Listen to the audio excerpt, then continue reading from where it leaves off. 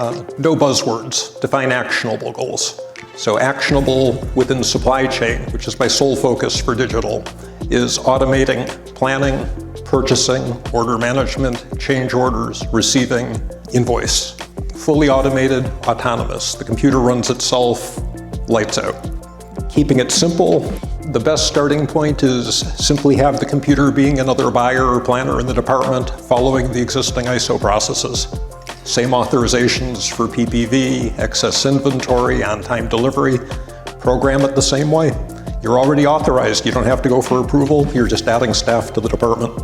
So we gave the computer the same authorizations and supply chain processes. This limits the need for interdepartmental approvals. I don't have to go back to finance for authorizations. I don't have to go up to the executive team to get more money for approval levels or explain complicated processes. I'm literally having a conversation with the buyers and planners saying, how do you do your job? When are you authorized to place your order? How do you make your decision when you have multiple quotes? And programming the computer to behave the same way. We got rid of specifications. It's far easier to bring the engineers into operations and allow them to participate in the process and then code to reality. So a coding cycle for us might be anywhere from 1 hour to a day to a week, but it's no longer weeks, months, quarters. So programming has become almost real time on the problem solving.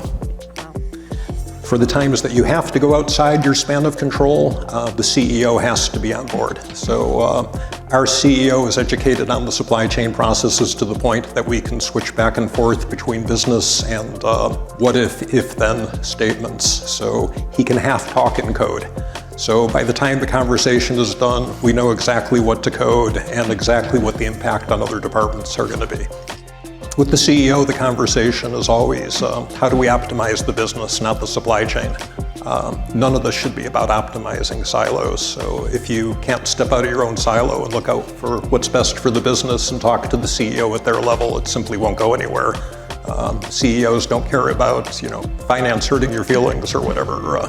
You got to talk about why it's best for the business, not best for the silo. The starting point has to be data accuracy. When you're turning the computer on for auto spend, you have to have accurate data, and the one problem with accurate data is it's impossible. So the reality of the world is most of us have databases with billions of records that have to be kept accurate. New, moving, changing, never filled in the first place. You can't hand people keyboards and have it done fast enough. The keyboard is obsolete. Throw away the keyboard. All that the keyboard is good for is a programmer writing the 3 lines of code that update 1 million records. But the keyboard cannot update 1 million records. So it's time to automate data accuracy. And we spent a decade on data accuracy, writing business rules into the system for all of the planning and ordering attributes like lead time, price, source of supply, planner code, buyer code, everything related to the procurement decision. And the most nerve-wracking day of my life was when we turned on the system autonomously, left it to run 24/7, and I went home for that night wondering if I'd have a job in the morning.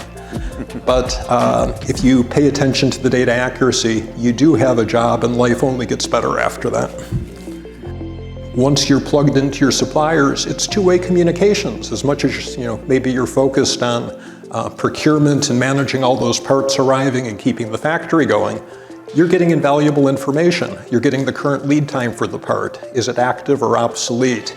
All of these attributes start spreading out to the departments, and the departments start to go, wow, this digital is pretty cool. Now you're getting buy-in. As we started doing digital purchase orders, we were also getting back digital invoices and processing the PO receipts. So you now have the 3-way match electronically, have the computer auto match, and you take 50–60% of the work off of account payables. Now I have an ally in finance. It really does have many unintended benefits. So just start small and let the expansion be later to other departments and other technologies. I'll also say it's not a headcount reduction program. What it does is it takes the busy work off the people's plates so they have time for problem solving. And digital is absolutely pointless if you don't solve the problems. In electronics, I like to say, typical product has 100 different parts on it. Digital could bring in 90 of those. But if your purchasing team can't get the last 10 at the same speed as the digital supply chain, it's pointless. You've got the invoices ticking on 90% of the parts and no revenue from the product. You can put yourself out of business. So it's never been about reducing headcount. It is about scalability, because on all new business, 70% is going to the computer, 30% to purchasing. Purchasing has the time and the bandwidth to problem solve and apply critical thinking skills, and the whole thing comes together in a very efficient way. Digital is only possible with trust relationships. Your suppliers have to believe in you and believe that you're managing their data correctly. You need integration partners for data transmission that are trusted by both parties. So the whole thing is a trust relationship, and that those trust relationships are also part of problem solving. You need to be able to pick up the phone and solve it, whether it's a technical problem or an operational, I need this part yesterday type problem.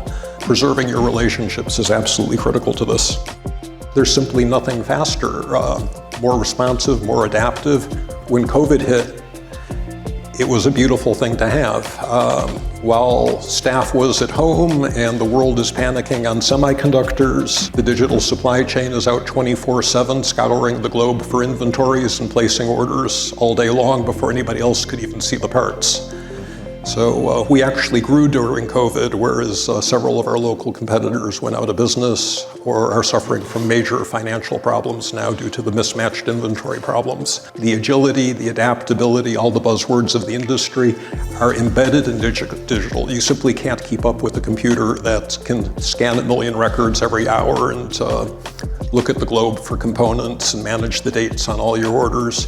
It's another employee in the department. It's never cost anyone a job, and it's actually improved life. So the entire work environment changes for the better with digital.